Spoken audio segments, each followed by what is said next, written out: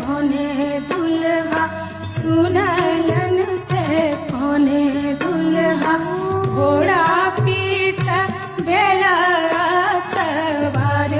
रे गवनवा घोड़ा